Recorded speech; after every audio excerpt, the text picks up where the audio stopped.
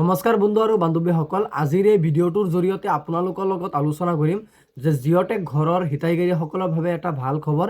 ইতিমধ্যে কিন্তু আপোনালোকৰ জিঅ'টেক ঘৰৰ বাজেট আপোনালোকৰ কিমান টকা হ'ব, কোন ডিষ্ট্ৰিক্টত আপোনালোকে কেনেকুৱা ধৰণৰ ঘৰ লাভ কৰিব পাৰিব, আজিৰ এই ভিডিঅ'টোত আপোনালোকক জনাই দিম। গতিকে আপোনালোকে যদি জিঅ'টেক কৰিছিলে মাৰ্চ মাহত আৰু লগতে আপোনালোকে KYC-টো সম্পূৰ্ণ কৰিছিলে, তেন্তে এই ভিডিঅ'টো আপোনাৰ বাবে অত্যন্ত গুৰুত্বপূৰ্ণ ভিডিঅ' হয়। গতিকে আপোনালোকে ভিডিঅ'টো সম্পূৰ্ণ প্ৰথমৰ পৰা শেষলৈ চাব। আহক আমি ভিডিঅ'টো আৰম্ভ কৰোঁ আৰু আপোনালোকে মোৰ মোবাইলৰ স্ক্ৰীনত লক্ষ্য কৰক।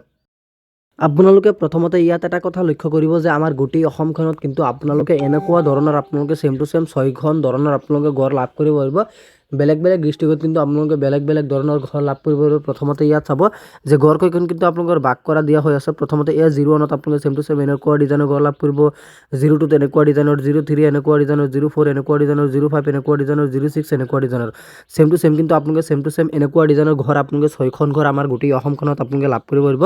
আৰু এই চাইডত কিন্তু আপোনালোকৰ দিয়া হৈ আছে যে কোন ঘৰটো আপোনালোকৰ কিমান স্কুৱাৰ বৰ্গ চেণ্টিমিটাৰ আপোনালোকৰ উঠাব লাগিব, কিমান আপোনালোকৰ দীঘল কিমান দিব লাগিব, আপোনালোকৰ বহলটোক আপোনালোকৰ কিমান দিব লাগিব, গোটেইখিনি মিলাই আপোনালোকৰ কিমান স্কুৱাৰ মিটাৰ হ'ব, গোটেইখিনি তথ্যটো কিন্তু আপোনালোকৰ ইয়াত দিয়া হৈ আছে। আৰু আপোনালোকে যদি এই PDF-খন আপোনালোকে মোৰ তৰফৰ পৰা বিচাৰে বা আপোনালোকে এই PDF-খন আপোনালোকে চাব বিচাৰে, তেন্তে কিন্তু আপোনালোকে এইটো ভিডিঅ'ৰ ডেছক্ৰিপশ্যন চাব, মোৰ হোৱাটছআপ চেনেলত লিংক আছে। আপোনালোকে মোৰ হোৱাটছআপ চেনেলত জইন হ'ব, 1 টকাও খৰচা নোহোৱাকৈ আপোনালোকে বিনামূলীয়াকৈ মোৰ হোৱাটছআপ চেনেলত জইন হ'ব। মই যিবিলাকৰ ওপৰত এক্সট্ৰাকৈ ভিডিঅ' নবনাওঁ সেইবিলাকৰ ওপৰত কিন্তু মই হোৱাটছআপ চেনেলত অলপ পিছে আপডেট দি থাকোঁ। গতিকে মোৰ হোৱাটছআপ চেনেলত আপোনালোকে সকলোৱে জইন হৈ ল'ব আৰু এই PDF-টো আপোনালোকে মোৰ হোৱাটছআপ চেনেলত পাই যাব।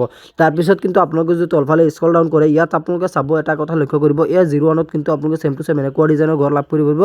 আৰু এই 01ৰ আপোনালোকৰ কোনকেইটা ডিষ্ট্ৰিক্টত, এতিয়া আপোনালোকৰ মনত প্ৰশ্ন হ'ব পাৰে যে এই 01ৰ ঘৰটো কোনকেইটা ডিষ্ট্ৰিক্টত আপোনালোকে লাভ কৰিব পাৰিব। ইয়াত চাব যে ঘূৰণীয়া চাৰ্কলৰ ভিতৰত আপোনালোকে চাব বৰপেটা, নলবাৰী, দৰং, মৰিগাঁও, কামৰূপ, নগাঁও, গোলাঘাট আৰু চাউথ অফ শোণিতপুৰ আপোনালোকে ছেম টু ছেম কিন্তু এনেকুৱা ডিজাইনৰ ঘৰ এইকেইটা ডিষ্ট্ৰিক্টে আপোনালোকে লাভ কৰিব পাৰিব। এতিয়া এইকেইটা ডিষ্ট্ৰিক্টৰ যে ঘৰ লাভ কৰিব পাৰিব, সেই ঘৰৰ আপোনালোকৰ মুঠ বাজেটটো কিমান টকা হ'ব, ইয়াত আপোনালোকে চাব যে আপোনালোকৰ বাজেটটো কিমান টকা হ'ব। 1,67,268 ৰুপিজ টকাৰ আপোনালোকৰ মুঠ বাজেটটো হ'ব। তাৰপিছত যদি আপোনালোকে তলফালে স্ক্ৰল ডাউন কৰে, এই 02ত কিন্তু আপোনালোকে ছেম টু ছেম এনেকুৱা আপোনালোকৰ ডিজাইনৰ ঘৰ লাভ কৰিব পাৰিব। আৰু বহুতে কিন্তু মোক কমেণ্ট বক্সত সুধি থাকে বা মেছেজ কৰি সুধি থাকে, দাদা আমি আমুক ডিষ্ট্ৰিক্টৰ মানুহ হওঁ, আমি চাংঘৰটো লাভ কৰিব পাৰিম নে নাই। এতিয়া আপোনালোকে যদি ভিডিঅ'টো চাই আছে, তেন্তে আপোনালোকে ভিডিঅ'টো মনোযোগেৰে চাব, কাৰণ কোন ডিষ্ট্ৰিক্টত আপোনালোকে চাংঘৰ লাভ কৰিব পাৰে, কিমান টকা বাজেটৰ ঘৰ লাভ কৰিব পাৰে, কিন্তু আপোনালোকে ভালদৰে অলপ জানিলে আপোনালোকৰ কাৰণে অলপ ভাল হ'ব। আৰু আপোনালোকে কোনটো ডিষ্ট্ৰিক্টৰ পৰা এই ভিডিঅ'টো আপোনালোকে চাই আছে সেইটো আপোনালোকে কমেণ্ট বক্সত জনাবলৈ নাপাহৰিব। আৰু এই 02টোৰ কিন্তু আপোনালোকে ছেম টু ছেম এনেকুৱা ডিজাইনৰ আপোনালোকে ঘৰখন লাভ কৰিব পাৰিব। ধেমাজি আৰু লখিমপুৰ, যোৰহাট আৰু শিৱসাগৰ আপোনালোকে এই 4টা ডিষ্ট্ৰিক্ট কিন্তু আপোনালোকে ছেম টু ছেম এনেকুৱা ডিজাইনৰ আপোনালোকে চাংঘৰখন আপোনালোকে লাভ কৰিব পাৰিব। আৰু এই চাংঘৰৰ কাৰণে আপোনালোকৰ মোৰ বাজেটটো কিমান টকা হ'ব, 1,55,808 ৰুপিজ টকাৰ আপোনালোকৰ মোৰ বাজেটটো হ'ব। তাৰপিছত যদি আপোনালোকে তলফালে স্ক্ৰল ডাউন কৰে, এই 03ত কিন্তু আপোনালোকে ছেম টু ছেম এনেকুৱা আপোনালোকৰ ডিজাইনৰ আপোনালোকে ঘৰখন লাভ কৰিব পাৰিব। আৰু এই 03ৰ আপোনালোকে কাৰ্বি আংলং আৰু ডিমা হাছাওসকলে কিন্তু আপোনালোকে ছেম টু ছেম এনেকুৱা আপোনালোকৰ ডিজাইনৰ ঘৰখন লাভ কৰিব পাৰিব।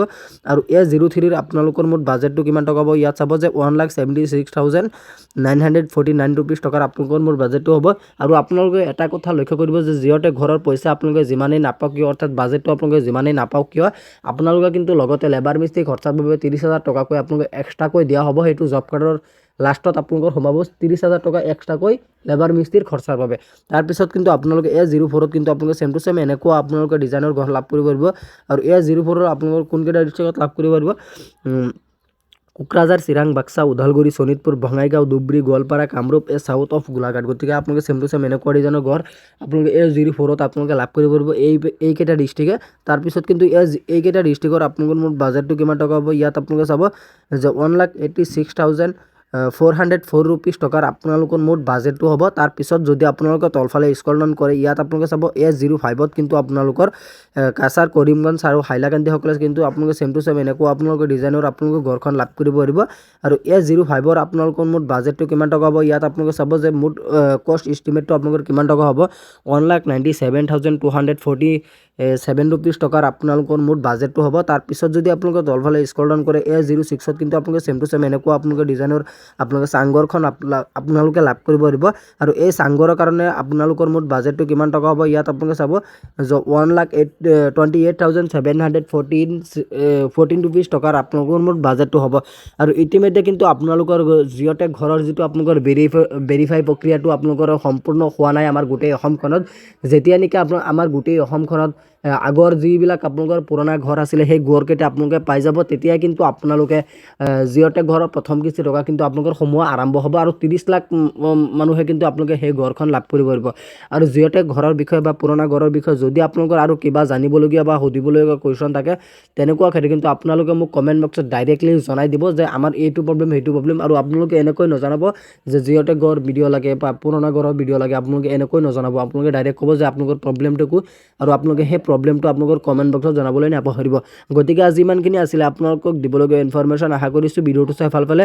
যদি ভিডিঅ'টো চাই ভাল পালে তেন্তে ভিডিঅ'টো দ্বাৰা লাইক কৰি দিব। আৰু আপুনি যদি আমাৰ চেনেলত নতুন আছে প্লিজ আপুনি আমাৰ চেনেলটো ছাবস্ক্ৰাইব কৰিবলৈ নাপাহৰিব। ধন্যবাদ থাকিল সকলোলৈ। জয় আই অসম।